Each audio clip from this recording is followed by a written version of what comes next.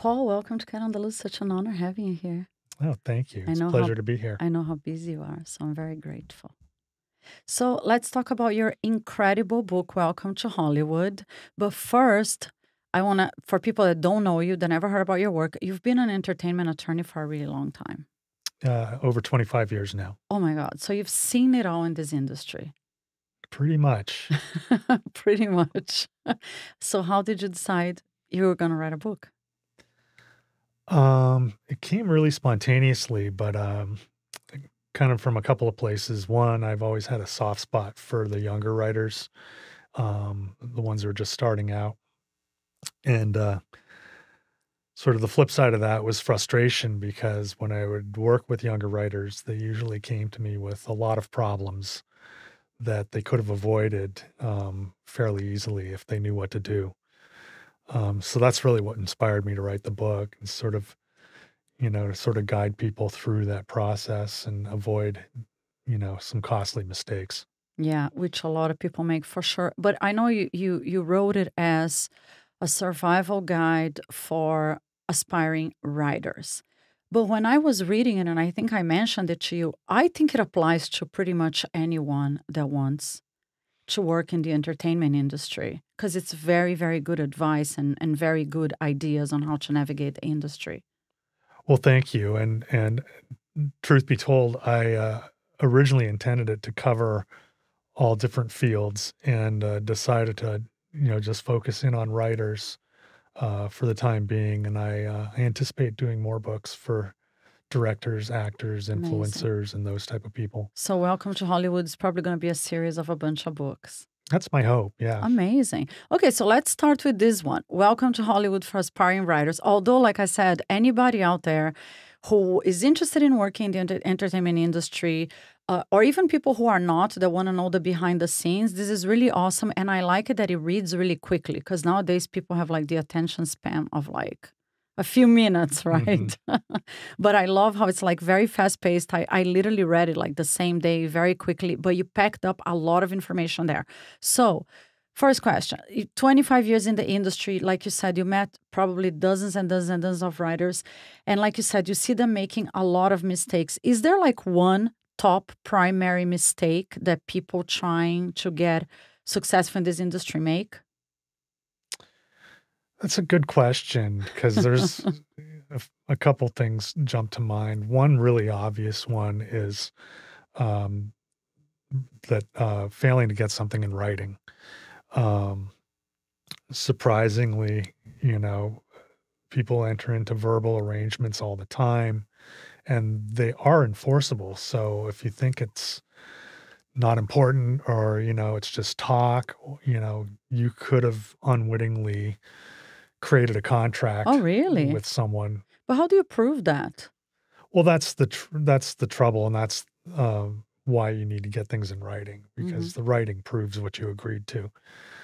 So I tell writers, if they can't get someone to sign something, at a minimum, send them an email and get them to reply to it, Yeah, acknowledge instead of that they like talking received on it. the phone, right? Exactly. Yeah. Even if you have a phone conversation, confirm it with an email right after. It doesn't create a contract, but it's good evidence of what you guys agreed to. So you think some people get here and they have, let's say, a great script or a great book, Mhm. and they fall in the wrong hands and they get promised a lot of, because unfortunately this industry has a lot of con artists, right? Mhm. A lot of amazing, wonderful people, but yeah, a lot of con artists. So they promise you the sun, the moon, and the stars. And obviously, a lot of people fall for it because they see the dollar signs and they're seeking success. And then what do? They give this person the script. Yeah, they'll give them in one way or another, they'll give, this we'll call them a producer, um, uh, you know, either an option, Mhm. which involves paying money. Right, we're gonna talk about that. That's one of my Yeah. questions, but hold on. Or what's called a shopping agreement, Yeah. where it's just basically the free right to shop the project to different buyers. And, yeah, if you get in business with the wrong person, they'll tell you everything you wanna hear, and, Yeah. in order to get their hands on your work for free. I also heard, and I don't know if that's true because it never happened to me, but when I was, because, I wrote a script out of my book, and a bunch of people told me, be careful, don't tell everybody about your project because they will literally steal your idea. Mm-hmm. Like just talking to someone, oh, I wrote a book about blah, blah, blah. If they think it's a good idea, they'll just go and plagiarize your work and do it first. Have you ever heard of stories like that? Does it really happen? They're rare, but yeah, that does happen, which is why people use NDAs and other types of things to protect their work. I always recommend that if you have an idea, write it down in as much detail as you can and register it with the Writers Guild. Oh, really? Even people that are not a part of the Writers Guild? Yes, anybody can submit to the Writers Guild. It doesn't give you any membership rights, Right. but it is a good way to establish that you came up with the idea first. Oh, wow. See, even I didn't know that. So I'm going to go register my ideas. I don't even know if Sean knew that. Did you know that, Sean? That's a very good one because it's a very competitive industry. And I know everybody's out there, they want to make money. Now, so that's the next question. How do you know you're not falling in the wrong hands? Well, sometimes it's hard to know. If someone intends to deceive you, they'll probably get away with it at least for a while. But you can do your homework. There's you can look on IMDb Pro, which is a paid service from Amazon, but it's worth it. It's about 100 and change It's like per 10 bucks. year. It's $10 a month. I agree. Yeah. It's so worth it. And you can look up who they are, what they've worked on, who they're connected with. And, if they don't have any kind of profile, you That's probably very should, suspicious, right? yeah, you should Yeah. probably, move on. Yeah, that's a really good one. I agree. I use it all the time. And I think 99% of the people that work in entertainment have a good IMDb profile, or at least everything that they worked on there, right? Even, and I know a lot of people don't know that. They think this is a directory just for actors, for talent, but it's not true. It's also for like people like you. Yep. Attorneys, agents, PR people. Anyone who's connected to talent or production will be in there. Yeah, that's fantastic advice as well. I completely agree. Now, somebody, thousands of people show up here every week, every day. I think a lot of them think it's easy, right? We've heard that. That's one of the quotes that I love from your book. The famous quote, overnight success in Hollywood takes 15 years. Yeah. And I think a lot of people get here, and I think you mentioned that in the book. They're like, oh, I'm going to give this a year or something. I've heard many people say that. Like, I hear 20-something-year-olds say like, oh, but I've been trying so hard. It's been like 2 years. It's usually not enough time. I mean, unless you get incredibly lucky, it's a process, building your resume, getting people to know you, getting people to respect you as an artist, and there's no shortcut for that. I agree. There are the rare cases, yes, of people that become overnight successes, but that's a very rare exception, correct? Well, usually when you hear about an overnight success, it has been years in the making. They just don't tell you that part. The PR people and the agents, the agents especially want to make you believe they conjured success out of nothing. And, no disrespect to agents, but, that's, very makes rare. for a better story. Yeah, but for it's very sure. rare. So what would you say to these people that get here full of hopes and dreams, and a lot of them don't know anything about the industry? They just think they're going to make it big and it's going to be easy and it's going to be a quick process. What would be a reasonable first step? Like you got here and because that's one thing, right? A friend of mine who is an Oscar winning, I'm going to connect you with him, an Oscar winning movie director. He said that everybody tells him, I have an Oscar winning script. I have an award winning story to tell. Everybody thinks their story is award winning. So, okay, what would be a first step for somebody that thinks they have an award-winning story and wants to succeed?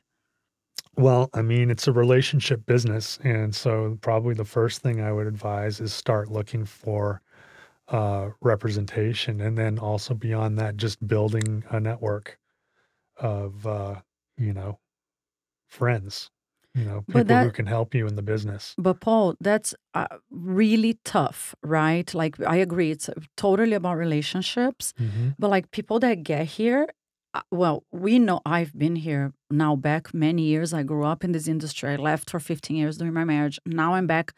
God knows how hard it is Hmm. to build these relationships and, like you said, knock on doors and have people listen to you, even listen to you, because Hmm. competition is so insane. How do you make that happen? Um, Again, there's no shortcuts. I advise, if you're trying to say get a manager, is to do your homework about the managers who handle your kind of material. Because some will specialize in animation, some will specialize in horror. So you want to get with someone who fits what you write. And once you've got a list of those, and I say just send a query letter, tell them who you are, briefly, and what you're working on, and ask if they'd be interested in reading anything. Don't send the script Oh, with your okay. first correspondence. So is this considered a solicitation? Because I know a lot of these managers, agents, all the big cheeses, of course, there's Mhm. even on their website, it's like no soliciting, we don't Yeah. care, don't send unsolicited materials, we're not gonna read it. The big agents, they're even like, we're gonna throw it in the trash, we're not gonna even open Hmm. it, which No, that's why you have to ask first. so you And send an email just saying, would you be interested in mhm. reading something? Yeah, you give them a little, a log line, some little description of what Uh-huh. the project is. And, obviously you want to write it in a way that's compelling and makes them want to read it. Yeah. Um, So kind of but, like just cold trying it, you think? mhm. Just reach out, reach out, reach out. Yeah, And it's that's a numbers game. I mean, yeah. you know, it's kind of like dating. I mean, if you bat 100, you're doing well. Um, but yeah, I don't think there's any shortcut. I mean, get out and, meet people, go to all the industry events you can get yourself invited to. Network, Yeah, right? just, yeah, keep track of people that you meet, Yeah. people who you think can help you,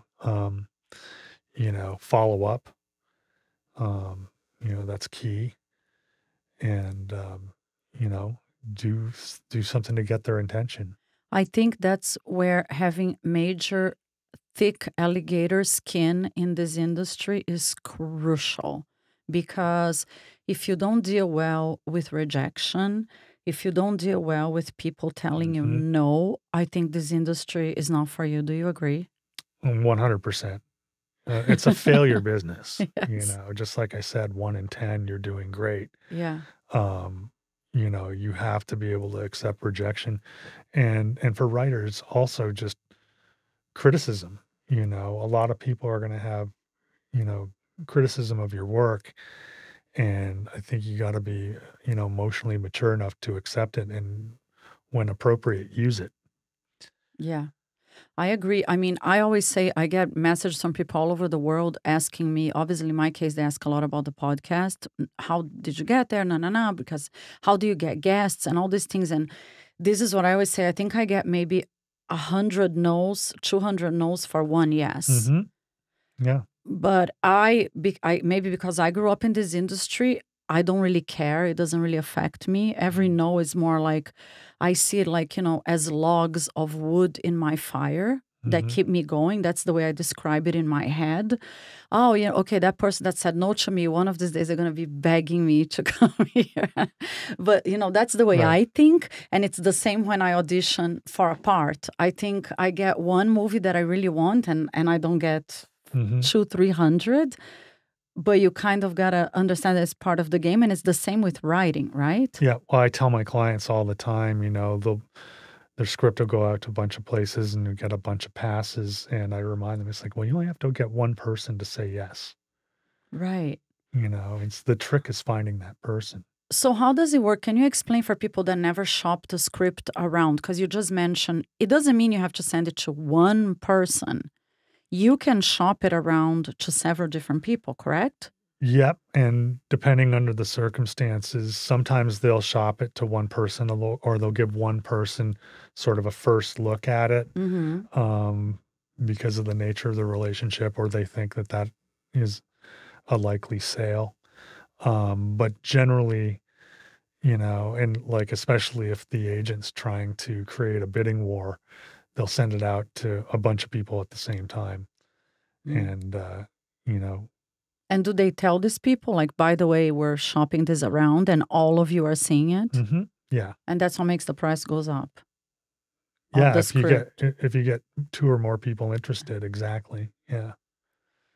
Okay, so can you explain? Because I know you wrote about that in the book, but I know a lot of people don't know what that is. You mentioned at the beginning. What does it mean to get your work optioned? Okay, so, an option is a right to purchase something, in this case, a script, for a set price, a pre-negotiated price, within a set period of time.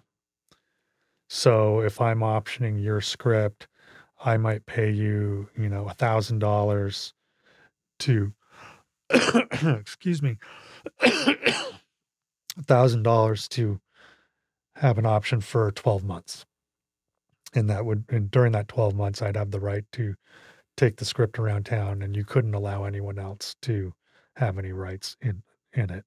And it doesn't mean you're going to do anything with it. You can decide Right. to publish if it's a book. You can decide to make a movie. It's a movie, right? You're just buying time, basically, with that script. Exactly. And then after the 12 months, if you did nothing to it, then the script goes back to the person. To the writer. Exactly. And then the writer can go and shop that script around. Yep. Does that Yeah. happen a lot? Oh, absolutely. Where one company will option a script and not be able to get it set up or packaged properly with the right acting talent and director or whatever it might be. And they'll just let the option expire. And at that point, the writer's free to option it again to whoever they want. Do you think most scripts in Hollywood stay unpublished or not made? Movies are not made of them, and they just get optioned and go back to the person. The big majority. Oh, yeah. I would say, some of these places get hundreds, if not more, scripts per week. Really? Oh my God. And, they pass on well over 99% Oh of them. wow. So basically, getting your script sold and turned into a movie or getting a book published is like winning the lottery. Yes, someone Oh actually my did the God. odds on that, and it's not too far off. It's extremely difficult. Oh my God. I don't wanna discourage anybody out there though. Me neither, but, something I talk about in the book is that Yeah. the bar is incredibly high. Um, you know, it's good is not good enough. It has to be great. It has to really stand out Yeah. and be memorable. So any tips, like, because I know you mentioned something about that in the book. What makes a script stand out from others? Any ideas? Well, they have to be well written in the sense of, they're looking for certain things when they read a script, like a 3-act structure, for example, and things like that. But, most scripts have that. Beyond that, it's something, something intangible. I just know it when I see it. And I think a lot of readers say the same thing. So yeah, you said I forgot the exact phrase you wrote in the book, but you wrote something like that you just know when a Mm. script Yeah, I think, it is just better. pops. It just pops, and you don't Mm. know what pops. You just know something I don't pops. think I could explain it to you. No, it's just something, it's a combination of things. I think it's, the pacing and the dialogue and the twists and turns and Mhm. how it holds your interest and, how it makes you feel at the end, especially. It's just, I guess some people are better writers than others. I don't know how to. Yeah. Yeah, you think so? Yeah. And so if somebody comes to you and you do read a script, like one of your clients, and you know that it's really, really, really bad, do you tell them? I wish people could No see one, your face now. no one likes to be the bringer of bad news. Usually I'll be polite, Yeah. but I'll never come right out and say this is terrible. That's the problem because you're too nice. Well, that's the manager's That's job. the manager's So, job. yeah. And they will I stay probably out of do it. that, right? Yeah, they have to. By the time they get to you, it's usually because you're doing the deal. Because Right. your job is you're an entertainment attorney. So by the time a client gets to you, it's because they have something going on major. Yeah, usually I don't get involved until there's a deal to be made. And that's when you come in, Yeah. and so usually your clients their scripts become movies Mm-hmm. Yeah. and books and all that good stuff. Right. Oh, okay. So you deal with the crème de la crème de la crème de la crème. Well, not always. Again, I wrote the book for people who aren't there yet. Yeah, like us, 99.9% of the population, but we will get there. I want to talk about this Japanese concept that you explain in the book. I know you love Japanese culture. And I do too, but I don't know a lot about it. The little I know is I learned from you. And I think this part is fascinating. So I want you to explain to us. It's this concept called, and tell me if I'm pronouncing this right, Kaizen. Kaizen. Yes, that's right. Kaizen. Right. Yeah. Kaizen is it's the concept of creating massive change in tiny little increments. And the way I think of it, for a writer, for example, is to write a few pages every day. You don't need a 8-hour block of time to write a script. What you need is consistency. And, I think I give the example in the book, if you write 3 pages a day, Mm-hmm. in a month, you have a 90-page manuscript. Yeah. So it accumulates really quickly. I mean, and writing, and I think it can burn, it's very tiring, right? And it can make you feel burned really quickly. Mm-hmm. And I think a lot of writers make the mistake of trying to finish very fast. And I don't know, I think we talked about it one day. I personally think it's unrealistic to sit on a desk and say, I'm going to write 8 hours today or 6 hours Nobody does that. a day, right? But Yeah. I've heard of people that try to do it, Yeah. but that's probably what ends up not being a great result at the end. Well, I will say every writer has their own process, and you sort of whatever works for you. But someone who just sits at a desk for 8 hours, I guarantee you they're not writing for 8 hours. Mm-hmm. Nobody can do that. It's just too crazy, too much time. Yeah, But this concept, I think, applies for anything in life, right? absolutely. Don't try to conquer the world in one day. Just do even I think the other day I was thinking about this Kaizen when I was trying to exercise. And I was thinking, because now I'm trying to lift weights again. And I thought, it's the same thing. If you try to have like this perfect body overnight, you're not going to lift like the heaviest weight. But if you start like tiny bits every day, like after a month, after 2 months, after 3 months, you actually have a big improvement. So I actually started applying this for like everything in my life, a little bits and pieces every day. Yeah, it works for everything. And the key is consistency. Yeah, consistent. So, but if somebody, you're saying only the few get published. Of course, it's such a tough industry, so much competition. But I don't want to discourage anybody out there because I really believe in going for it and trying and trying and trying, even if it takes 10 years. But do you have any words of encouragement for new writers? Like if somebody's out there, I'm going to give up. This is too difficult. Maybe they did shop their script around and didn't get anywhere. Well, like you say, it's not easy. It requires a lot of persistence and, like you said, a thick skin. But people do it. People do it every day, and why can't one of those people be you? I think everyone should try. I think everyone's got at least one good story in them. I agree. And if you want to be heard, you should just do it, you know. Yeah, exactly. Even if you start like as a side gig, right? If it's not paying the bills, start on the side Hmm. as opposed to giving up, but just keep going for it, right? Hmm. Your clients in general, how long did it take them to actually get a script sold? I mean, it really varies, There are some that, it took 10 years, Oh my God. Ugh. I just made a deal for a client who sold a script that he wrote 22 years ago. Oh my God. And it's been around town at different times and, It's going to finally be a movie now or a book? a movie. A movie. And do Mm. you know why, like, this would be around for so long before somebody decides to do something with it? It could be anything. There's trends, Sometimes everyone's looking for police procedurals. Mm-hmm. Sometimes everyone's looking for, multi-camera comedies.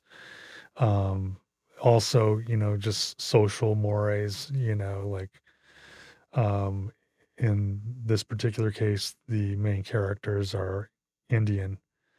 And so there's a different culture involved there. At different times, people weren't looking for that. Now people are more open-minded. Yeah. So, but I've had clients who've um, sold stuff like right away, and it still usually takes 2 or 3 years for it to go into production.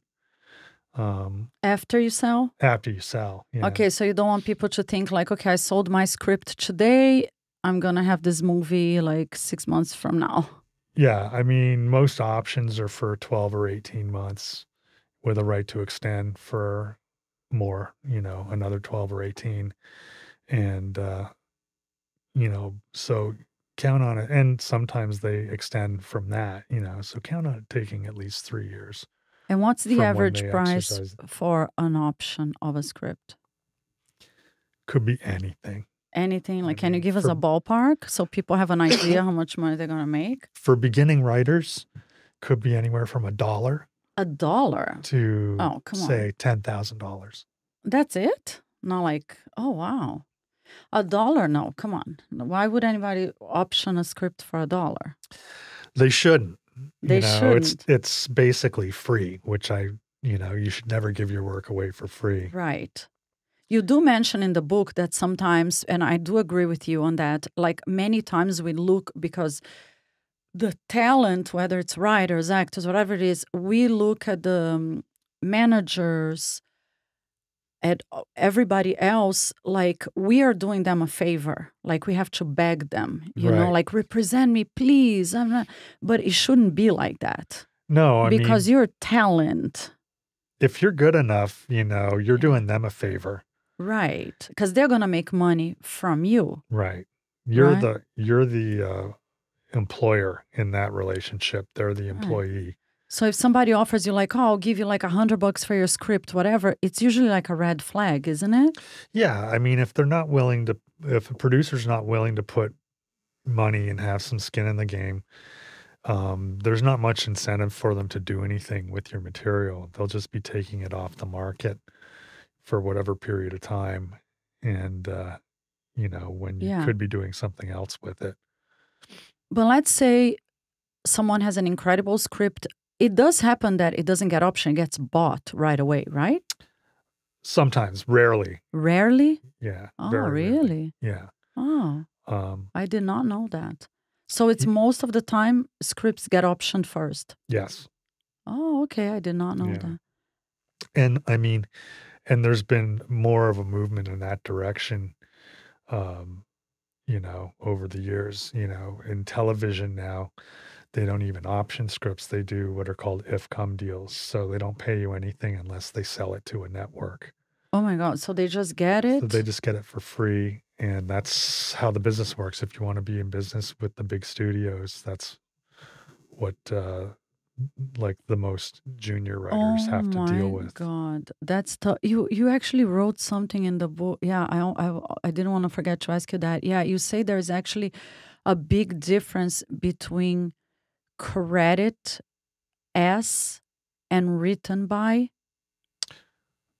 Oh, like, yeah. and created by. Correct. Like if you get credit written by, Mm-hmm. or if you get credit created by. It's a little different than that. It's credits are very confusing, especially in television. Um, in television, the best credit to get is written by. And that means you wrote both the story for the pilot episode and the teleplay, which is based on the story. Does that mean you're going to get paid more money? Sometimes, yes, depending on the terms of your deal, but usually, yeah, if you get created and whoever gets written by credit on the pilot script gets awarded the created by credit on the Oh, series. wow. So, I mean, all of these things are very intricate, very complicated. That's why you should have a great entertainment attorney if you are in the point of selling your material, right? Absolutely. Don't try to do everything by yourself. No, I mean, get help, at the earliest possible time. Um, the book is for people who aren't able to do that. And it's not easy to get good representation right off the bat. You need to get your material to them first. It has to be great. And, so that takes a lot of work. Yeah, but you do give a lot of great practical ideas, especially towards the end of the book, how people can do that. So I highly recommend, if you guys want to know more, get the book. It's on Amazon, it's on Barnes and Noble, it's all over the place, even on your website. On Instagram, it's Welcome to Hollywood Book, because you do tell people like a lot. I don't even remember all of them, but you say, do this, do that, do that. Go to this website, go to that. There's very practical ways of how to getting your materials in front of the right people, even how to get the right representation. That's right. I go through all of that. I try to keep it pithy and made it hopefully a fun read. It was Um, really fun. and yeah, and hopefully informative for everyone who reads it. Yeah, for sure. Have you ever seen a script from one of your clients like being bought for a lot of money right off the bat? Or can you tell us like what was the biggest project you ever seen your client sell? Um, I could tell you a little bit. Okay. Yeah. I've Spill the tea. I've had I've had a couple of clients who hadn't done anything prior, who sold their scripts for a good amount of money. The biggest deal on the movie side that I ever worked on um, was years ago, but it was a bidding war, and my client had created one of the first animated internet series. This is back when it was Internet 1.0. And yeah, there were like 3 or 4 studios competing for the project. And that was a wild day. What was it It almost called? never happens. Can you tell us the name of it? No, because I've told you a little too much already. You but, can't tell us the name of any of your clients, can you? Like any big movies that sold for a lot of money? I'd rather not. Can you tell us what was the amount or like the script that you've seen that got sold for the most amount of money? So we all can all dream big here. Sure. Yeah, I mean, Let's dream big.